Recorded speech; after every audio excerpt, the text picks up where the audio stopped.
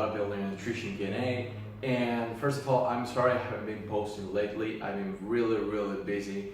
But let's get to the topic we have today. So even though this is a topic that I have talked about many times before, some people still don't get it. So I'm gonna talk about bulking and strength gaining and dieting when you wanna grow, when you wanna put on size. So guys, girls, diet-wise, a lot of people ask me what protein powder should I take, how much protein should I take, and the first thing that I'm gonna tell you is if you wanna bulk, yes, you gotta have a high protein intake, but it's not as important as having a higher carb intake and a higher fat intake. Okay, you gotta eat more, but not just anything. You gotta eat more carbs and you gotta eat more fats. And you can't just eat any sort of carbs and any sort of fats.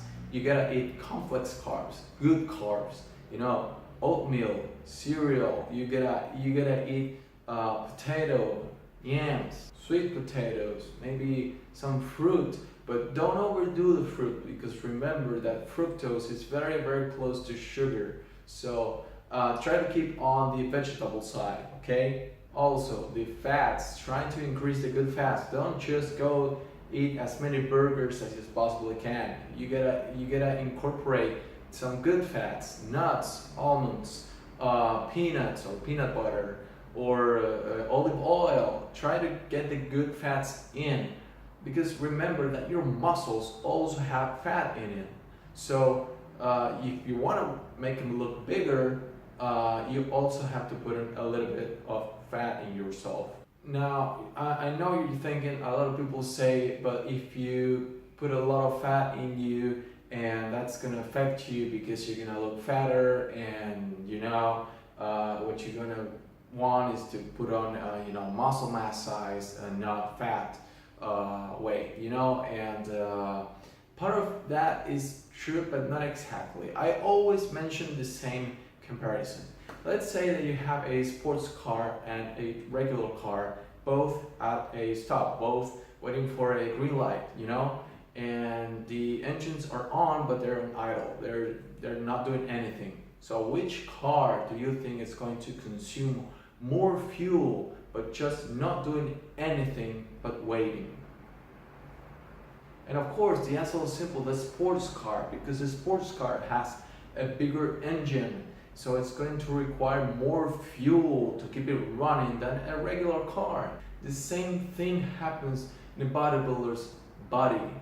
If you're a big person, if you're a bodybuilder, you're going to probably need more calories, even by just sitting on a couch and watching TV, than a regular person, just because you're bigger.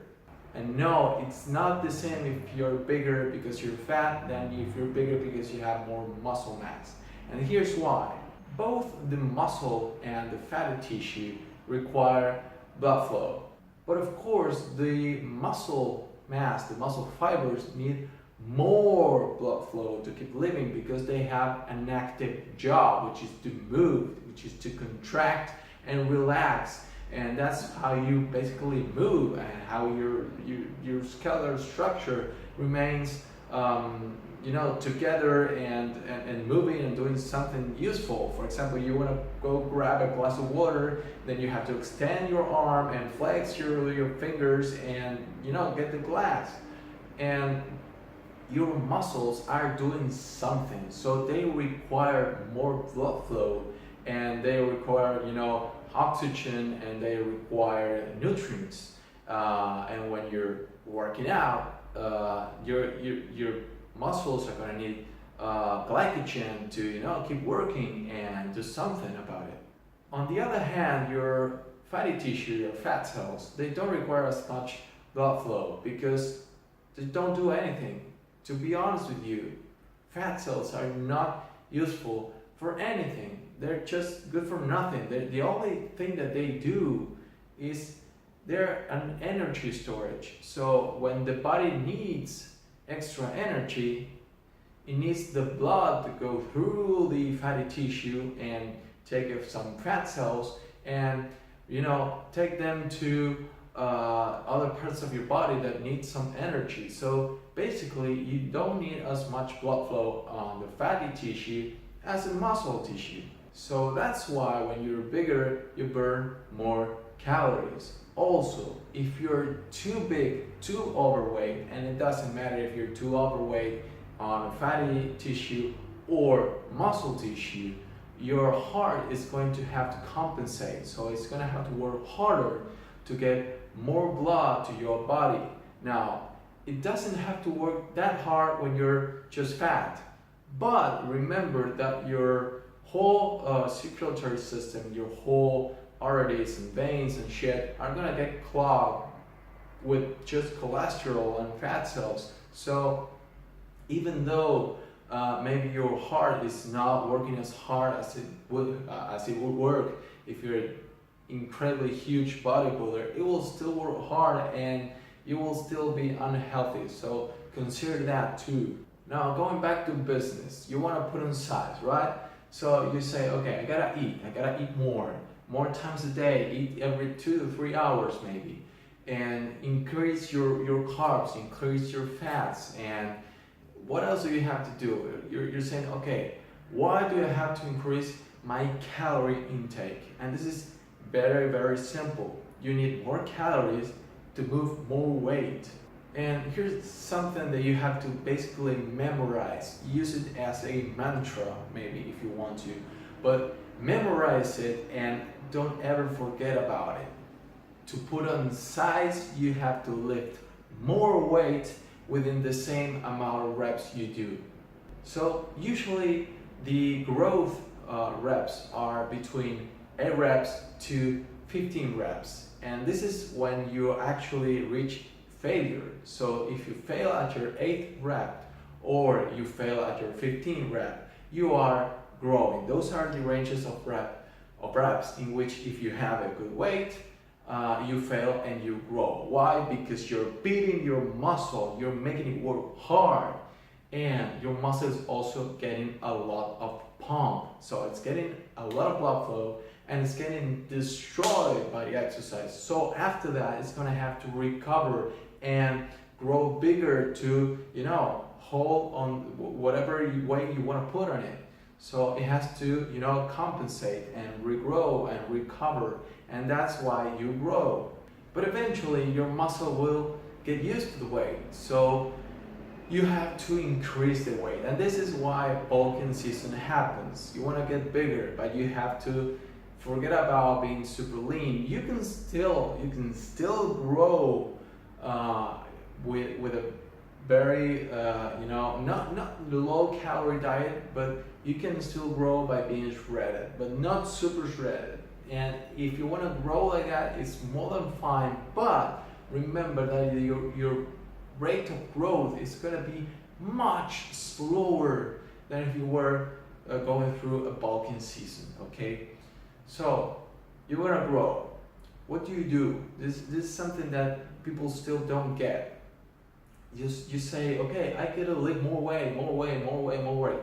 If your goal is to just lift more weight, then become a power lifter, then become an Olympic lifter, and that's it, because that's their goal, is to lift as much weight as possible. And if you actually take a look at the best power lifters ever, or if you take a look at people that just work out at trying to lift or move as much weight as possible, you're gonna see that they're not as big as bodybuilders. That's because even though moving more weight is related to getting bigger, it's not the only factor.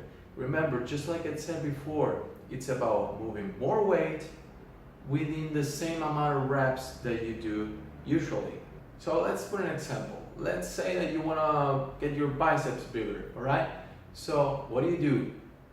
You say, okay, if I grow from 8 to 15 reps, this is the set of weights that I use. Let's say that the heaviest dumbbell that you can lift and actually move it and correctly and do 8 full reps is, let's say, a 40. You can move that 40 for 8 reps, but no more than that. If you go for 45s, you can maybe move it from 5 to 6 reps. That's the key to move on. So what you want to do is to, first of all, warm up just like anybody else, because if you don't warm up, you're gonna get probably injuries. So warm up. And your first set, you know what you're gonna have to do? You're gonna have to go grab that freaking 45 and try to hit the 6 reps. You know, if you could hit 8 reps with 40s, try to hit, I don't know, 5 reps, maybe 6 with 45s. And do that for 4 sets, okay? The first week, you'll maybe do 4, maybe 5, maybe 6 reps. The second week, maybe it's gonna be the same. The third week, maybe you can reach those 5 or 6 reps more comfortably. And after a couple months, you're probably going to reach even more reps. You can maybe do 7 reps, maybe 8 reps with that 45. And you're actually making your body used to moving more weight. Why? And this is because you're activating fibers. We are telling your body to recruit more fibers to move that weight, because your body wasn't using those fibers before to move that weight. So now you're making your body aware that it has more muscle fibers to use. And that is what we call actually strength training. When you do strength training, you recruit more fibers to move more weight. And after a couple months, maybe those 45s that you could maybe rep for, I don't know, 5, 6 reps at the beginning, now you might be able to rep it for 8, 9 reps, maybe 10, who knows? And after a while, you can go back to your less caloric diet and go back to your regular reps for every exercise. For example, 8 to 15. But now, this time, what's gonna be different is the way that you're going to use, because you're gonna be able to use 45s for your 8 reps or maybe 10 reps. So you're gonna start with more weight than before. Let's say that you do 8 reps with 45s. So you're probably going to use, you're probably gonna do 10 to 12 reps with 40s. And you're probably going to do maybe 12 to 15 reps with 35s, who knows? So when you start doing 15 reps with the 35s and end up with the 45s, you actually increase your weight by like 5 pounds. That's a lot. And then again, you go through a definition phase, you cut down your calories and your carbs, you increase your protein intake to compensate for the calorie deficiency, and you start dropping weight, but your body now is used to moving more weight and you have grown. It is as simple as that. When you're natural, the key is to move more weight within the range in which you actually grow, which is 8 to 15 reps. For some people, it's maybe 6 to 15 reps. For some other people, maybe it's 8 to 18 reps. It depends on if you're an intermediate, a beginner, an advanced. It depends on your condition. It depends on your body type. It depends on how heavy you're trying to lift. It depends on how you eat and your goals. So guys, I hope you learned something today. And as always, if you have any sort of comments or questions or threats, please leave it in the comment section below. Subscribe and activate the bell if you want to get notifications on new videos. Anyway, I still post them on Instagram and my Facebook account, which is in the description below too. And I guess I'll see you in the next video. Bye guys.